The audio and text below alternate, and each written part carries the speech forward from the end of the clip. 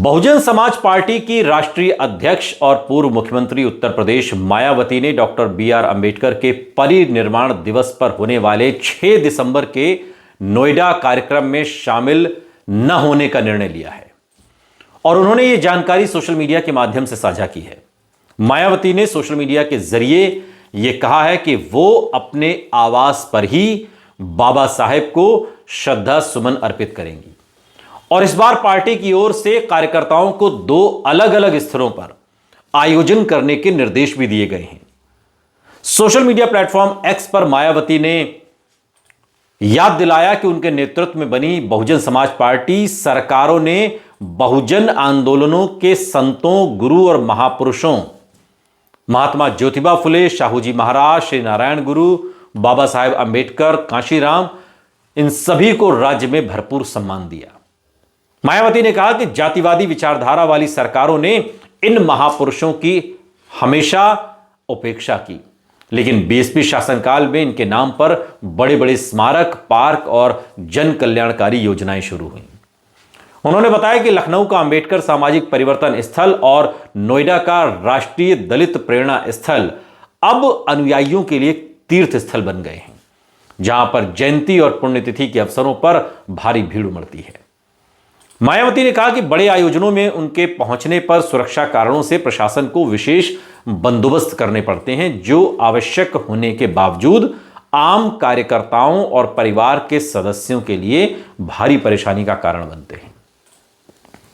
उन्होंने कहा कि सुरक्षा प्रबंधों के चलते लोगों को मुख्य स्थल से काफी दूर रोक दिया जाता है, जिससे कि वो काफी असुविधा महसूस करते हैं और इसी अनुभव को ध्यान में रखते हुए मायावती ने फैसला किया कि अब वो स्वयं इन स्थलों पर जाकर श्रद्धांजलि नहीं देंगे, बल्कि अपने निवास या पार्टी कार्यालय में ही कार्यक्रम करेंगे। आपको बता दें कि बीएसपी सुप्रीमो ने स्पष्ट निर्देश दिए हैं कि बाबा साहेब की पुण्यतिथि पर उत्तर प्रदेश के अधिकांश जिलों के कार्यकर्ता और समर्थक लखनऊ के अंबेडकर सामाजिक परिवर्तन स्थल पर पहुंचे। वहीं पश्चिमी यूपी, दिल्ली और उत्तराखंड के बीएसपी कार्यकर्ताओं और अनुयायियों को नोएडा स्थित राष्ट्रीय दलित प्रेरणा स्थल पर परिवार सहित जाकर श्रद्धांजलि देने का आह्वान किया गया है।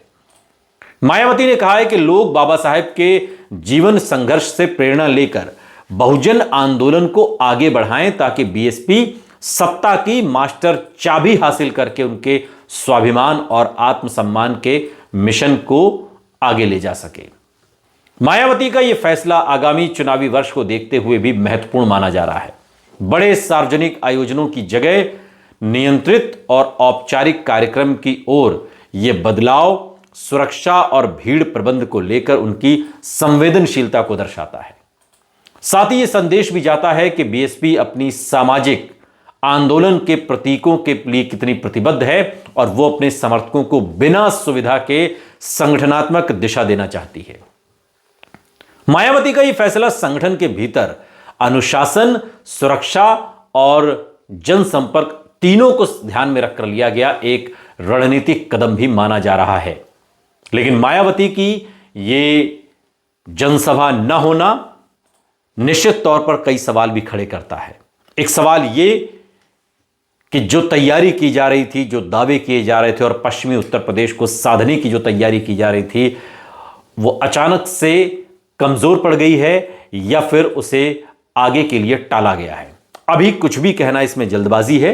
अभी मायावती ने जो कहा है उनके मुताबिक ये बात यहीं तक है कि मेरे आने से प्रशासन को असुविधा होती है और लोग श्रद्धांजलि कार्यक्रम में अपनी सहभागिता सही तरीके से नहीं निभा पाते, चूंकि नियम, कायदे, कानूनों, प्रोटोकॉल का पालन करना पड़ता है। और यही सब बताते हुए मायावती ने नोएडा न आने का फैसला किया है।